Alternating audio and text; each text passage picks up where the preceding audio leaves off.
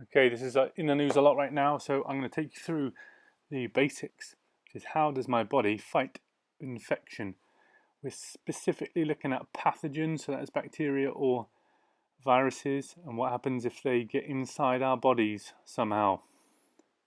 So you can start off with the pathogen, the bad guy. Now the pathogen has got something called antigens on its outside.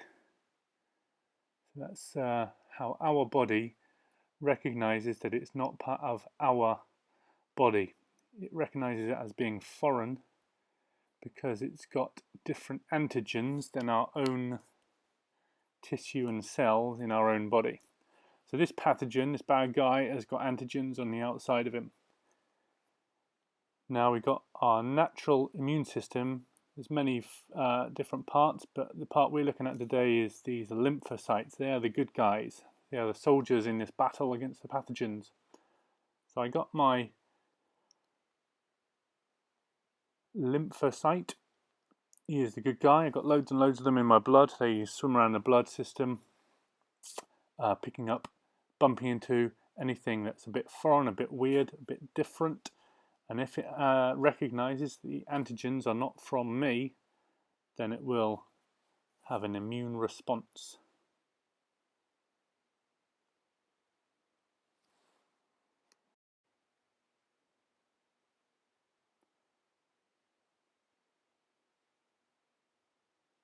So this immune response is to produce something called antibodies. Again, you're going to hear the word antibodies in the news online quite a lot at the moment. So these lymphocytes produce antibodies. These antibodies fit the outside of these antigens. They can sort of figure out that that is not supposed to be there, and so it will produce antibodies that will attach to and then later destroy the pathogen. Okay, so they attach onto the antigens and make sure that they recognize that it's not supposed to be there, so it produces these antibodies. They're like the weapons in this battle against the pathogen.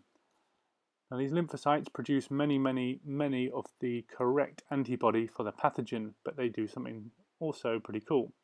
They produce something called memory lymphocytes. Now these guys are replicas of themselves, and they know the secret, so they know how to produce the correct antibodies to fight the pathogen.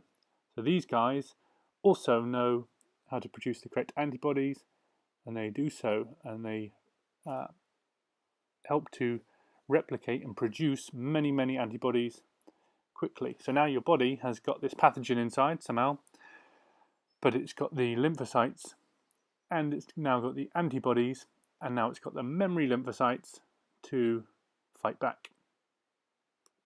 So the fight back begins, lots and lots of antibodies attached to the antigens of the pathogen, and they basically shut the pathogen down. It can't operate anymore, it won't function properly, it won't be able to do what it's trying to do, which is basically reproduce lots, and then it is shut down. So it dies, defeat, the pathogen is killed, and the lymphocytes won.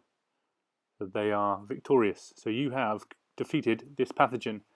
Now, pathogen may have made you a little bit ill in the meantime, or maybe made you tired because you're producing lots of new cells. Now here's what happens when the pathogen comes back. Same pathogen, but now your body has got the lymphocytes, it's got the memory lymphocytes, and it's got the antibodies to enable us to fight back much more quickly.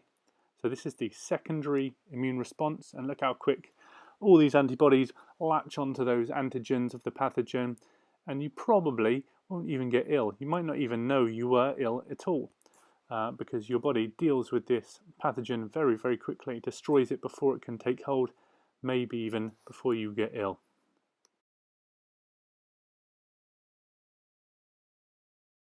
So now we're going to look at how vaccines work. Now vaccines are pretty clever.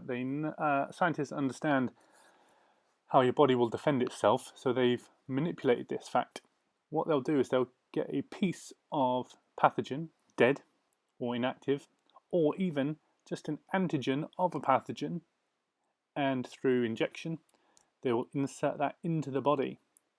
Now we know that the body is pretty good at defending itself, so what they'll do is these lymphocytes will determine that this pathogen is foreign and causes a danger to us. So what it'll do is it will start to produce new antibodies for the new antigens for the new pathogen. Remember, we're not getting ill because this pathogen is dead or inactive, or it's just the antigens themselves. But your body is still going to be tricked into producing the correct antibodies as if it were under attack. So this is quite clever because now your body has got lymphocytes, memory lymphocytes, and antibodies for a pathogen it's never really had to fight. So when the real one comes along, here he comes, your body is fully equipped to deal with that. So it's got a new pathogen with different antigens from before.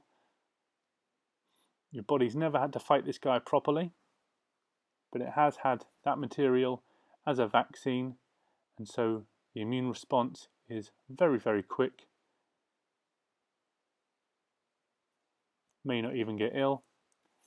So you could come into contact with this pathogen, but your body would be able to deal with it.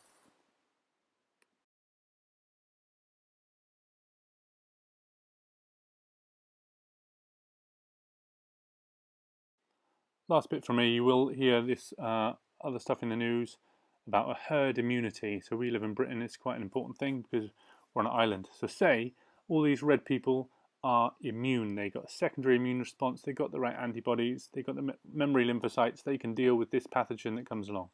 The green person comes along, not immune, sneezes everywhere. So this pathogen is now in the air, it's in the water droplets, it's within your 2-meter radius, so now everybody gets it. But don't forget, these red people are immune because they have acquired immunity through a vaccine or through getting ill and having an immune response. So this bacteria has nowhere to go. It cannot reproduce, so it dies out.